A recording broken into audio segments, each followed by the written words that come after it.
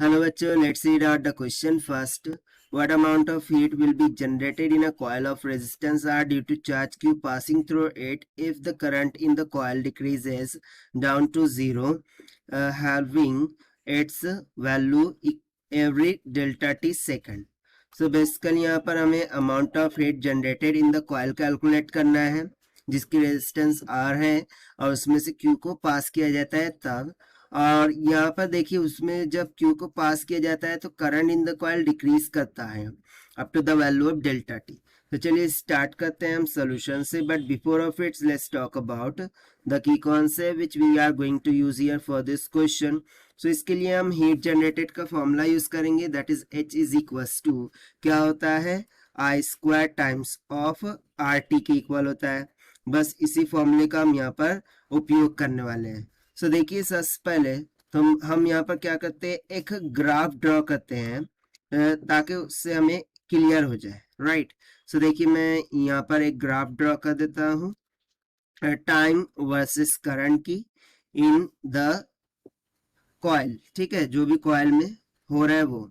अब देखिए current decrease कर रहा है विथ रिस्पेक्ट टू टाइम जब चार्ज फ्लो कर रहा है, और ये इतना जो डिस्टेंस है वो हमें कितना दे दिया है डेल्टा टी की इक्वल, ठीक है, यही बोलने का तो यहाँ पर मीनिंग है।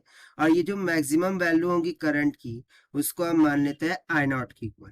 तो देखिए ये जो ट्रायंगुलर एरिया में दिख रहा है ये बेसिकली किसको रिप्रेजेंट कर रहा है, that will be nothing but 1/2 base into height, base हो गया डेल्टा टी इंटू हाइट हो गया आई नॉट, और ये किसके इक्वल होगा, सो बेसिकली ये इक्वल हो जाता है द अमाउंट ऑफ चार्ज के इक्वल। ये किसके इक्वल होता है, अमाउंट ऑफ चार्ज के इक्वल। अब अमाउंट ऑफ चार्ज के इक्वल क्यों होता है, सो देखिए जो करंट होता है उसको हम कैसे लिखते हैं D Q by D T, D T को उधर लेके गया दोनों तरफ इंटीग्रेट कर दिया, so Q is equal to क्या आ जाएगा integration of I D T. So integration of the I D T किसको रिप्रेजेंट कर रहा है, एरिया अंडर दी कर्व और area under this slope. So वही तो हमने यहाँ पर लिखा है। सो बेसिकली ये किसको रिप्रेजेंट कर देगा, चार्ज को। इसकी वैल्यू हम फर्दर यूज करने वाले हैं, that is why I have calculated this here. अब हम यहाँ से क्या करते हैं, सबसे पहले तो मैं करंट को फाइंड करूंगा। सो देखिए किसी भी लाइन की इक्वेशन क्या होती है, y is equals to m x plus c, जहां पर m स्लोप होता है। अब यदि मैं यहाँ पर देखूं स्लोप क्या हो रहा है, डिक्रीज हो रहा है, डिक्रीजिंग के लिए माइनस साइन आ जाएगा और ये हो जाएगा I not divided by delta T, ठीक है। y एक्सिस पर क्या है i है और x पर क्या है t, so यहाँ से मैं सिंपली बोल सकता हूँ i will be equals to minus of I not divided by delta T into X, कितना हो जाएगा t प्लस इंटरसेप्ट की वैल्यू यहाँ पर क्या होगी आई नॉट होगी। इतना क्लियर हो गया, ठीक है। अब यहां से देखिए मैं क्या करता हूं, आई नॉट को कॉमन काट लेता हूं, सो मुझे आई की वैल्यू कितनी निकल के आ जाएंगी, that will be equals to I not times of 1 minus of T divided by delta T के इक्वल, ठीक है। इसको हम मान लेते हैं इक्वेशन नंबर फर्स्ट। इसका हम यूज करने वाले हैं हीट में।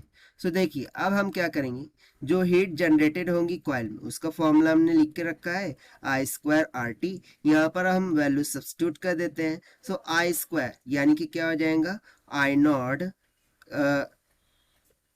Times of in bracket 1 minus of क्या हो जाएगा T divided by delta T, इसका होल स्क्वायर, ठीक है, 2 times of R into T. But basically ये जो हीट है, ठीक है, जो करंट है वो क्या कर रहा है, डिक्रीज हो रहा है, रैपिडली डिक्रीज हो रहा है। सो उसके लिए मुझे यहाँ पर डी एच करना होगा और इसको डी टी करना होगा, ठीक है। सो इसके अकॉर्डिंग ये क्या हो जाएगा डी टी, और इसको हमें क्या कर देना होगा, इंटीग्रेट कर देना होगा on to the both side. तो चलिए अब हम इंटीग्रेशन कर देते हैं। सो देखिए यहाँ से क्या मिल जाएगा, so integration of D H तो सिंपली क्या आ जाएगा H, that will be equals to I not का होल स्क्वायर में बाहर काट लिया, आर को भी बाहर काट लिया, यहाँ पर हो जाएगा इंटीग्रेशन ऑफ, ठीक है, बट लिमिट क्या होंगी 0 टू डेल्टा टी, क्योंकि डिक्रीज कहाँ से कहाँ तक हो रहा है 0 टू डेल्टा टी, ये बेसिकली 0 है और यहाँ तक का जो है तो डेल्टा टी है। So 0 to delta T limit हो गई, इन ब्रैकेट हो जाएगा 1 minus T divided by delta T का whole square into D T. अब इसको हम डिफ्रेंशिएट कर देते हैं, सॉरी इंटीग्रेट कर देते हैं। सो ये आ जाएगा निकल के आई नॉट का square R times of integration करेंगे 1 minus T divided by delta T का होल क्यूब हो जाएगा and the limits will go from 0 to delta T. इसको हम फर्दर सिंप्लीफाई करते हैं।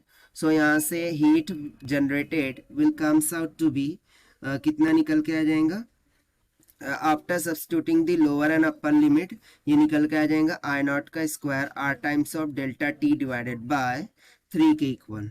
बट बेसिकली मुझे यदि हीट चार्ज के फॉर्म में चाहिए होंगी तो देखिए यहाँ से हमने ऑलरेडी चार्ज को कैलकुलेट करके रखा है।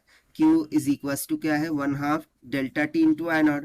तो यहाँ से मैं आई नॉट की वैल्यू क्या निकाल सकता हूँ कि I naught will be equals to हो जाएगा 2Q divided by delta T के इक्वल। इसको हम मान लेते हैं इक्वेशन नंबर 2। अब इक्वेशन 2 को हम यहाँ सब्स्टिट्यूट कर देंगे। सो देखिए क्या मिल जाएगा, आई नॉट की वैल्यू हो जाएंगी 2Q divided by delta T का होल स्क्वायर, ठीक है, into R into delta T divided by 3। So एक डेल्टा टी यहाँ से कैंसिल हो गया। फाइनली मेरे पास हीट कितनी निकल के आ जाएंगी 2 का स्क्वायर हो गया 4 divided by 3 into capital Q का square into R divided by delta T के इक्वल। और ये हो जाएगा हमारा final answer for this question जो कि हमसे पूछा गया था।